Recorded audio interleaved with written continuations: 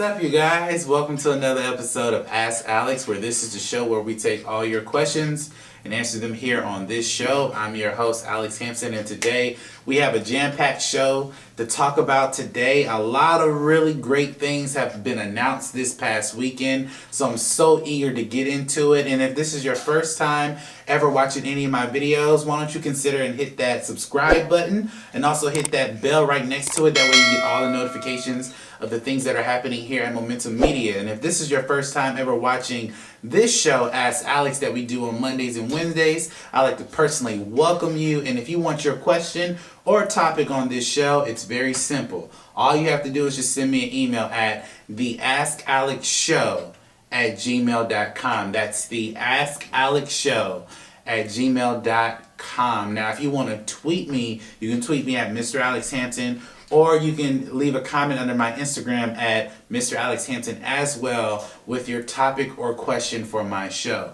So a lot of great things have happened this past weekend. I cannot wait to get into it. And yeah, let's go ahead and jump into the first question of the day. And the first question comes from a John Ramsey, who writes, "Hey Alex, it looks like Disney Plus is going to change the streaming service game. What content are you looking forward to coming to this service?" Well, thank you for your question, John. So I'm actually really looking forward to The Mandalorian. When the trailer dropped these past couple days, I was like, yo, and I'm not a huge Star Wars fan, but when I saw the trailer, I was like flabbergasted of what I saw. It was just crazy. And that whole trailer, he's doing things that I never saw a Star Wars type of film / TV series would go. So I think that that's actually pretty cool. And the really noticeable thing in that particular trailer, the bounty hunter isn't saying anything. He's not saying nothing. And again, not a huge Star Wars fan, but from what I'm seeing from this trailer, I'm like, yo, this is going to be such a game changer to not only just content, but just from the properties that we love. Another thing that got announced for the service that I'm interested in seeing is Lizzie McGuire is coming back. And also they also announced that there are other previous Disney Channel shows that came out when I was a kid that are going to be back on the service. So stuff like Even Stevens, Kim Possible, Smart Guy, those types of things are going to be back on this particular service that I enjoyed watching as a kid. And there's also a report floating around that Hilary Duff is going to be back with a new iteration of Lizzie McGuire. But I said on one of my friends' show, Mr. Jeremy Branch, that he does a show called Movies Are Terrible. He said, I said on his show that, I'm excited for them to bring back the old stuff, but to see Hilary Duff do a new version of this Lizzie McGuire story, I'm kind of not really that interested in that. Personally, Hilary Duff is in her 40s. Lizzie McGuire takes place when she's 12, 13, 14 in middle school. So personally, I'm I'm excited for the old, not necessarily for the new. I'm also excited, obviously, for the Proud Family. Love that show. I'm excited for Moon Knight's coming. I'm excited for that. I'm excited for the Obi-Wan stuff that's coming back. I think that's dope. I'm excited for, I would say I'm excited for Miss Marvel as well. But I'm really excited for Falcon and Winter Soldier. That is going to be such a game changer. I can't wait to see that. Definitely can't wait to see WandaVision. And just from the things and stuff that I've been seeing from this service, it's literally about to change the way we view content and the way content is now going to be being made. So there's a lot of things that Disney is doing that they got their hands in that I am super excited for. But if the one thing that I had to say I'm very excited for is really three things: the Proud Family, the Mandalorian, and Falcon and the Winter Soldier. So those are the things that I'm excited for. I can't wait for those things. So thank you for your question. Let's go ahead and jump into the next question, which comes from a Frank Grimes. And he writes, "Hey Alex, so D23 has announced a lot of cool things coming to movies and in and Disney Plus. What was your biggest takeaway from this conference?" So thank you for your question, Frank. So the things that I'm very interested in this particular at this particular conference, they announced Black Panther 2 that's coming out in May of 2022.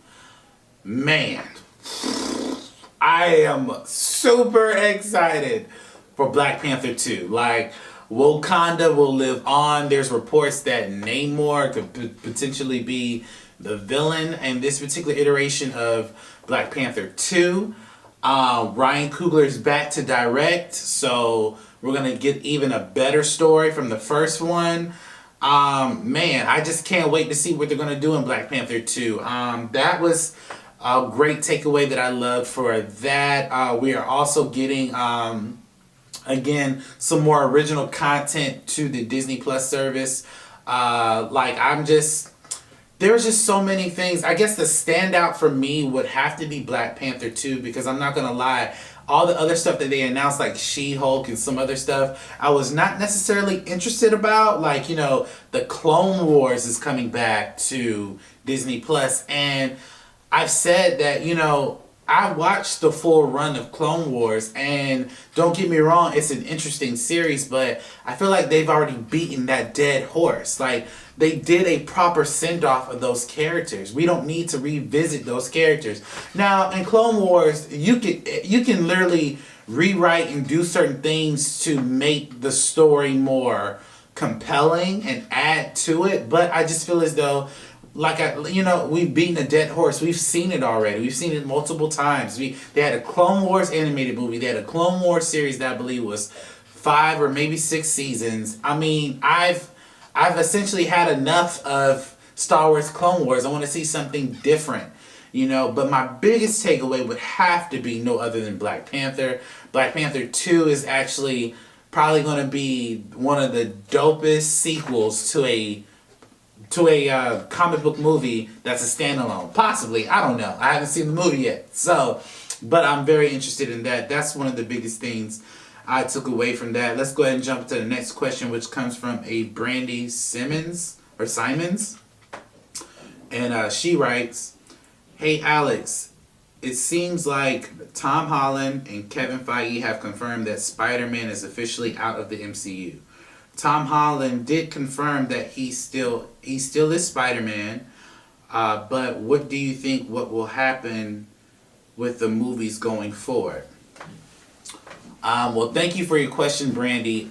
So here's what I will say. I typically don't, and I may say something very controversial. I typically do not take everything that the actors of a property, and even sometimes Kevin Feige, when they say things, too seriously. Sometimes I take it with a grain of salt, and I'm going to tell you why I take it with a grain of salt. It's because if this is true, because now, granted, as of right now, Spider-Man is out of the MCU. There's still reports that there's still negotiations being made, but for right now, Spider-Man is out of the MCU for right now. I'll say this. It's going to be hard for Sony to continue a Tom Holland Spider-Man that's been inundated in the MCU. So, and at the end of Far From Home, it was a major cliffhanger that had a lot of significant ties to the MCU. So if you do Spider-Man 3 and Spider-Man 3 is no longer in the MCU, well, are you going to address anything that has happened with this current Spider-Man? How do you, and mind you, Spider-Man's suit is literally envisioned by Tony Stark. So what are you going to do? Are you going to get rid of that suit? Are you going to get rid of the technological aspects? Is Happy not going to be around anymore? How are you going to effectively tell this story? There are reports that Tom Holland will be meeting up with Venom and, crossing over in that universe, which is possible. But again, what version of Tom Holland are we seeing? Are we seeing an older version of Tom Holland? The point I'm making is that it's kind of messy. And I think what Sony will do, and I have no insider information, but what I think Sony will do, I think they will ultimately reboot the character. I really do. I think they'll reboot Spider-Man because you can't continue a Spider-Man 3 without addressing what happened in the previous movie. Again, the previous movie set up such a huge cliffhanger that it's kind of hard to ignore. So at the end of the day, I'm not saying that I'm not saying it's not possible, but I will say that, you know, it can potentially wind up confusing a lot of the audience of doing a Spider-Man film that's not going to address what has happened in the previous films of Spider-Man and his iteration of the MCU. I'm interested to see how they're going to take it, but at the end of the day, like I say, I think they may reboot the character. If they do reinvent Spider-Man, I think what they should do is do a live-action Miles Morales series. I think that would probably solve all their problems. But then again, I don't know. Again, the deal, in my opinion, hasn't been completely finalized yet. So right now he's out of the MCU, but he might not be out of the MCU for long. So that's my take on that. Let's go ahead and jump into the final question of the day, which comes from a Bernie Evans. And he writes, "Hey Alex, with all this content coming to Disney Plus, do you think people are going to leave Netflix and Amazon for Disney Plus, or do you think Netflix and other streaming services are still have a fighting chance?" Well, thank you for your question, Bernie. So, I said this on Jeremy's show a couple days ago. I say if you give Disney Plus 10 years in the game, a successful 10 years of this game, I genuinely do believe that people are going to forget about Netflix and forget about Amazon. And here's why. Disney has the IP that is hard to compete with. There are so many loyal Star Wars and Marvel and even Disney original fans that they're willing to commit themselves to those properties than they will other properties. And also, Disney Plus has set himself up for not only great IP, but also an affordable way to watch it. You look at Netflix now. Netflix, I believe, is $12.99 now for that whole service, or $10.99 now. Hulu is $9.99, and I think that the Amazon series is $9.99 or $10.99. What Disney has done is said, okay, since we own Hulu now and ESPN, if you want 3 streaming services, we'll give you those 3 streaming services, all for the price of $12.99. So for the price of $12.99, I get ESPN Plus, Disney Plus, and Hulu, all for $12.99. And I get all original content. And again, Disney owns the major IP that people are loyal to, people that have grown up with. Netflix and Amazon, with their licensing stuff, don't own anything that's comparable or compatible against Disney. So Disney has proven themselves to put out a quality product, right? If they put out a quality product that people love, people are going to flock to it. That's just simple. It's simple mathematics, right? But at the same time, when I look at Netflix, I love Netflix. I love what they're doing with their independent stuff. I love what Amazon's doing with their independent stuff. I am a fan of film culture. I'm a fan of pop culture. But when I look at what Disney is doing, Disney has literally made, okay, we're going to give you great content and we're going to make it affordable. And when you look at that, people are going to be like, buy Netflix, buy Amazon, and slowly and surely, because Netflix is losing a lot of their programming from Disney and other TV companies and movie companies. Netflix is losing a lot of their licensing deals with some of these companies. So now people are going to look at Disney and be like, okay, I'm going to watch the Falcon show. I'm going to watch WandaVision. I'm going to watch all these great things. And on top of that, Netflix has put out the full seasons of stuff that you can binge watch, which I love binge watching TV. But Disney Plus is now putting out episodes each week, which gives me a reason to come back to that service each week to watch that content. I am sorry, but I won't say that Netflix won't be obsolete, but it's gonna turn into something like Crackle. Like, nobody I know watches Crackle on a daily basis. Nobody I know has a Crackle account. And Sony owns Crackle. And no one watches it. Like, for instance, Tubi TV, right? Nobody watches Tubi TV. It's free. There's a lot of original movies on there that either went straight to DVD or that didn't, do well in the box office. But nobody's talking about Tubi TV. So, I mean, at the end of the day, Disney has set themselves up for success. And ultimately, I do think that they're going to take out some of these bigger brands like Amazon and Netflix. So that's my take on that.